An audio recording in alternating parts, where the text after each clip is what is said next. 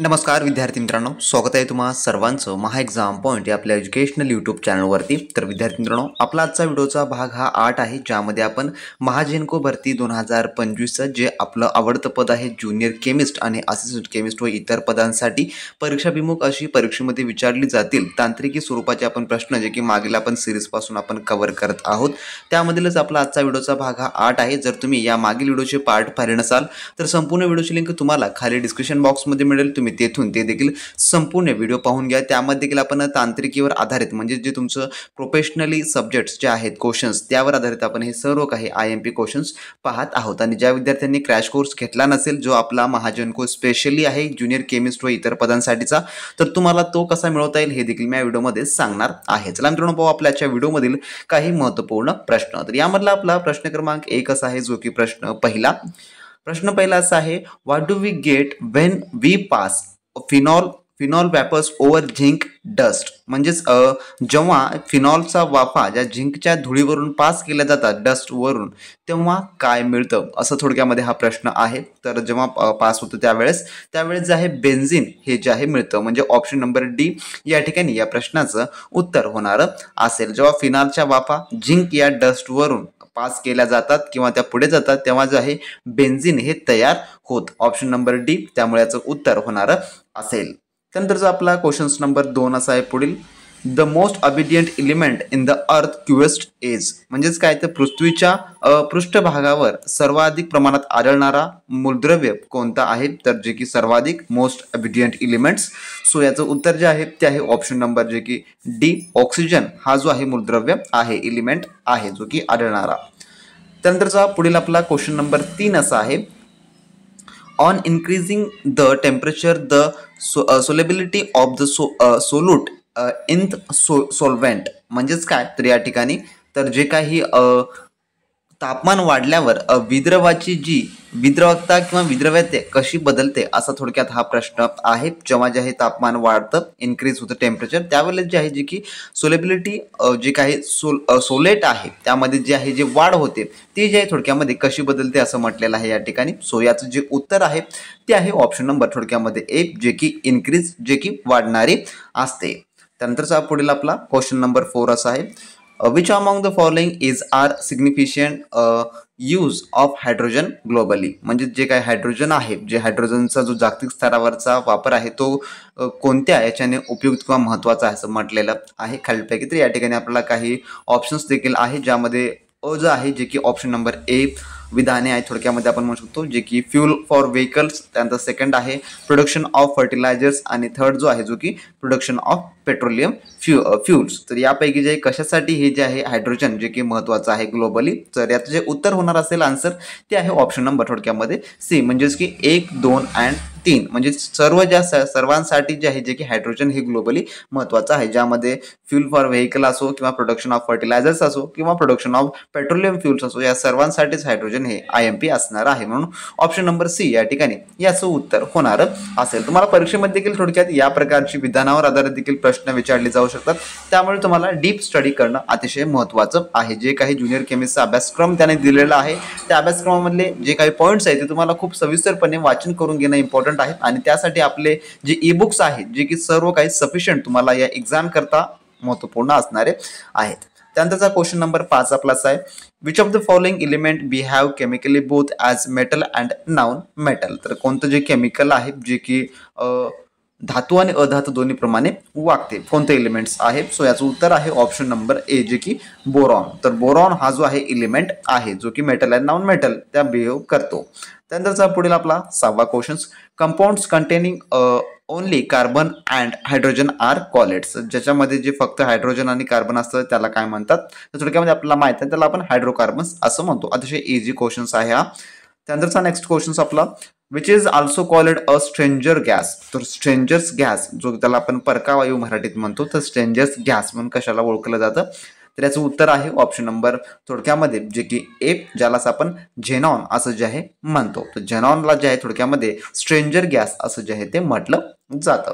त्यानंतर आपला पुढील 8वा क्वेश्चन असा आहे जो की पुढचा, the gas present in the stratosphere which filters outsum of the sun ultraviolet light and provides an effective shield against radiation damage to living thing is. तर जे काही अल्ट्राव्हायोलेट्स आहे म्हणजेच काय ते थोडक्यामध्ये, तर जे काही आपलं समताप मंडल म्हणतो ज्याला आपण स्ट्रॅटोस्फियर असं देखील म्हणतो, तर त्यामधले जे वायू सूर्याचे जे अतिनील किरणं असतात तर किरणांपासून जे संरक्षण करतात त्याला काय म्हटलं जातं. तर याचं जे उत्तर आहे ते आहे ऑप्शन नंबर ब, जे की ओझोन. तर जे ओझोन थर आहे, जे ओझोन थर ज्याला आपण म्हणतो, जे काही किरणांपासून आपला डायरेक्ट मध्ये बचाव करतो, जे की डायरेक्ट किरण न येतात त्या ओझोन थरमध्ये फिल्टर होऊन किरण जे की आपल्याला मिळत असतात. तर याचं उत्तर आहे ऑप्शन नंबर ब, जे की ओझोन हे होणार असेल.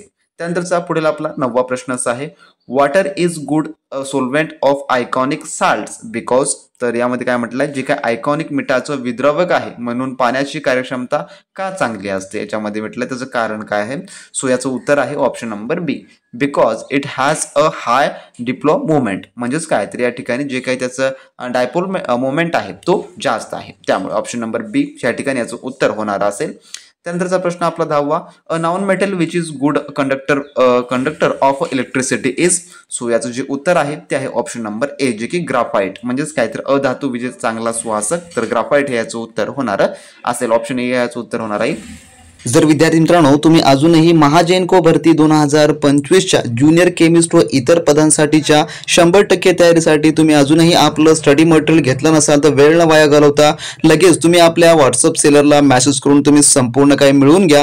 त्यांची लिंक तुम्हाला खाली डिस्क्रिप्शन बॉक्समध्ये मिळेल. यामध्ये तुमच्या ज्युनियर केमिस्ट व इतर पदांसाठी असलेले सर्व अतिसंभाव्य प्रश्न, सन्स व नोट्स व टेक्निकल अभ्यासक्रम यामध्ये कव्हर करून दिलेला आहे, जो की परिपूर्ण IBPSच्या पॅटर्ननुसार आहे. यामध्ये तुम्हाला मराठी व्याकरण, इंग्लिश व्याकरण, तार्किक क्षमता, संख्यात्मक अभिव्यक्ती व त्यासोबतच टेक्निकल केमिस्ट्रीसाठी असलेले नोट्स व MCQ त्या ठिकाणी प्रोव्हाइड केलेले आहेत. तर यामध्ये तुम्हाला परिपूर्ण IBPSचे अतिसंभाव्य प्रश्नसंच संभाव्य मिळणार असेल. त्यासोबतच जे ज्युनियर केमिस्ट्रीचे प्रिव्हियस इयर क्वेश्चन पेपर आहे ते देखील आपण इन्क्लूड केलेले आहे. त्यासोबत केमिस्ट्रीचे प्रिव्हियस इयर क्वेश्चन देखील तुम्हाला या ठिकाणी नमूद करून दिलेले आहे, जे की तुम्हाला इतरत्र कोठेच मिळणारे नाहीत. व त्यासोबतच तुम्हाला जर तुम्ही याचं वाचन केला, याचा अभ्यास केला तर मार्केटमधलं कोणतेही तुम्हाला बुक्स घेण्याची गरज नाही किंवा तुम्हाला कोणतेही महागडे कोचिंग लावण्याची अजिबात गरज पडणारी नसेल. सर्व टॉपिक यामध्ये सविस्तर नोट सोबत तुम्हाला ई-बुक मार्फत प्रोव्हाइड करण्यात आलेलं आहे. तर याची प्राइस आपण फक्त 500 रुपये ठेवलेली आहे. ज्या कोणी विद्यार्थ्यांना सर्व मिळवायचं असेल त्यांनी लगेच आपल्या व्हॉट्सअप सेलरला मेसेज करून घ्या. डिस्क्रिप्शन बॉक्समध्ये त्यांची लिंक देण्यात आलेली आहे. तर याचा जर तुम्ही अतिउत्तम पद्धतीने अभ्यास केला, सराव केला तर 100% येणारी एक्झाम तुम्ही क्रॅक करू शकता. तर ज्यांना मिळवायचं आहे त्यांनी लगेच सेलरला मेसेज करून मिळवून घ्या. ज्या कोणी विद्यार्थी मित्रांनी अजूनही आपला क्रॅश कोर्स किंवा स्टडी मटेरियल घेतलं नसेल त्यांनी लगेच आपल्या व्हॉट्सअप सेलरला मेसेज करून सर्व काय मिळून घ्या. डिस्क्रिप्शन बॉक्समध्ये त्यांची ऑफिशियली लिंक उपलब्ध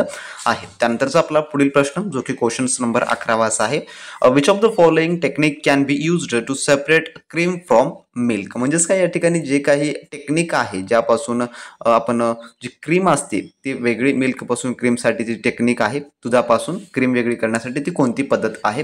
तर याचं जे उत्तर आहे ते आहे ऑप्शन नंबर जे की सी, ज्यालाच आपण सेंट्रिफिकेशन असं जे आहे म्हणतो, ज्याला केंद्रातीकरण असं देखील म्हटलं जातं मराठीमध्ये, जे की वापरतात. ऑप्शन नंबर सी या ठिकाणी याचं उत्तर होणार असेल. त्यानंतर प्रश्न 12वा, where does the reduction takes place in a galvanic cell. तर जे काही ग्लॅव्हनिक सेलमध्ये जे की रेडिएशन कोठे होतं असा जो आहे प्रश्न या ठिकाणी, त्याचं उत्तर आहे ऑप्शन नंबर बी, जे की कॅथॉड मध्ये जे आहे ते होतं. त्यानंतरचा प्रश्न 13वा, which of the following represent reductions. जे की रेडिकेशन्स, तर जे काही रेडिकेशनचे प्रतिनिधित्व आहे ते कोण करतं असं जे आहे म्हटलेलं आहे या ठिकाणी, तर रिप्रेझेंट. सो याचं जे उत्तर आहे ते आहे ऑप्शन नंबर बी, ज्याला गेनिंग 1 और मोर इलेक्ट्रॉन्स, म्हणजे की एक किंवा अधिक इलेक्ट्रॉन्स मिळून जे की त्याचे रेडिकेशनचं जे प्रतिनिधित्व केलं जातं. ऑप्शन नंबर बी या ठिकाणी याचं उत्तर होणार असेल. त्यानंतर प्रश्न 14वा, the reaction responsible for the radiant energy of the sun is. तर जे काही सूर्यकिरणस्त्रोतासाठी जे जबाबदार असलेली प्रतिक्रिया कोणती आहे. ऑप्शन नंबर यापैकी उत्तर.